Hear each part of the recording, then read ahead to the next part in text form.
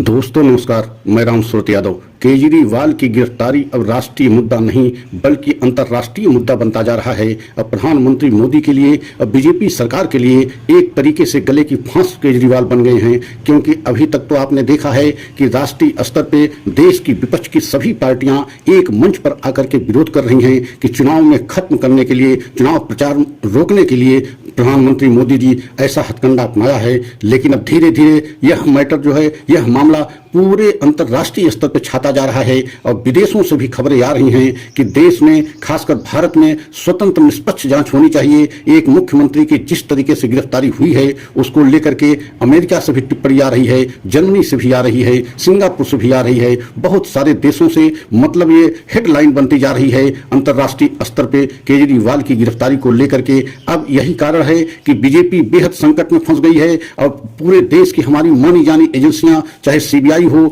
चाहे ईडी हो, इस पर भी अब तक तो देश की विपक्ष की पार्टियां सवाल उठाती रही, लेकिन अब अंतर्राष्ट्रीय स्तर पर यह सवाल उठने लगा है कि स्वतंत्र एवं निष्पक्ष जांच होनी चाहिए। एक मुख्यमंत्री को चुनाव के दौरान ऐसे कैसे गिरफ्तार किया गया है। अभी हाल में आपने देखा है कि अमेरिका की भी टिप्पणी आई, जर्मनी की भी टिप्पणी आई, सिंगापुर की भी टिप्पणी आई, और जिसके उसमें जो है बेहद नाराज भारत ने जो है अमेरिका के दूतावास को जो है सम्मान देकर बुलाया गृह मंत्रालय में और अपना ऐतराज जताया कि ये हमारे घर का, हमारे जो है अंदरूनी मामला है, इसमें आप हस्तक्षेप न करें। और जर्मनी के भी जो है दूतावास को सम्मान देकर के बुला करके गृह मंत्रालय ने ऐतराज जताया कि ये हमारे अंदरूनी मामले में आप हस्तक्षेप न करें, ये हमारा आपसी घर का मामला है, ये हमारे देश की एजेंसियां जो काम कर रही हैं वह कानून के दायरे में कर रही हैं। लेकिन अब आप देख रहे हैं पूरे देश में ही नहीं बल्कि अंतर्राष्ट्रीय स्तर पर यह मुद्दा बन गया है और अमेरिका का हस्तक्षेप करना मतलब अब यह दिखाता है कि क्या प्रधानमंत्री मोदी अरविंद केजरीवाल की गिरफ्तारी करा करके फंस गए हैं।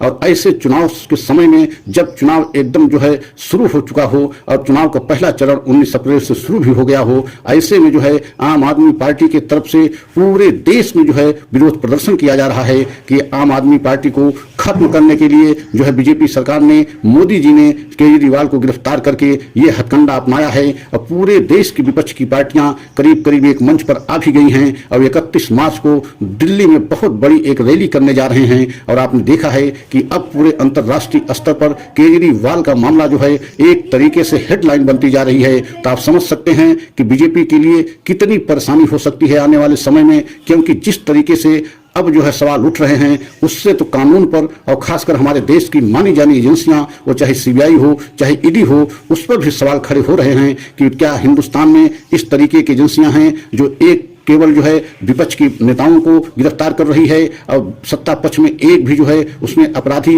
या भ्रष्टाचारी नहीं है। ये सारे सवाल जो है अब देश में ही नहीं बल्कि अंतर्राष्ट्रीय स्तर पर उठ रहे हैं और यही कारण है कि अमेरिका, जर्मनी और सिंगापुर, कई ऐसे देश हैं जो ये विरोध जताए हैं कि भारत में स्वतंत्र और निष्पक्ष जांच होनी चाहिए, क्योंकि अरविंद केजरीवाल की गिरफ्तारी को लेकर पूरे अंतर्राष्ट्रीय स्तर पर अब जो है एक मुद्दा बनता जा रहा है। और यही कारण है कि बीजेपी बेहद संकट में फंसती नजर आ रही है, क्योंकि बीजेपी को लग रहा है कि आने वाले समय में कहीं इसका नुकसान चुनाव में न उठाना पड़े, क्योंकि अगर ये लहर चल गई पूरे देश में कि विपक्ष के बड़े बड़े नेताओं को जो है जेल में इसलिए भेजा गया कि जो है कोई प्रचार करने के लिए रह न जाए और बीजेपी एक तरफा चुनाव जीत जाए, अगर कहीं ये लहर पूरे देश में चल गई तो बीजेपी के लिए बहुत बड़ा जो है चुनाव में नुकसान उठाना पड़ेगा। और यही कारण है कि अब बीजेपी फूंक फूंक करके पैर रख रही है कि कोई ऐसा कदम अब न उठाया जाए जिससे जो है चुनाव में आम आदमी पार्टी को या विपक्षी इंडिया गठबंधन को फायदा न मिल जाए। लेकिन जो विशेष सूत्रों से खबरें आ रही हैं, अब बीजेपी को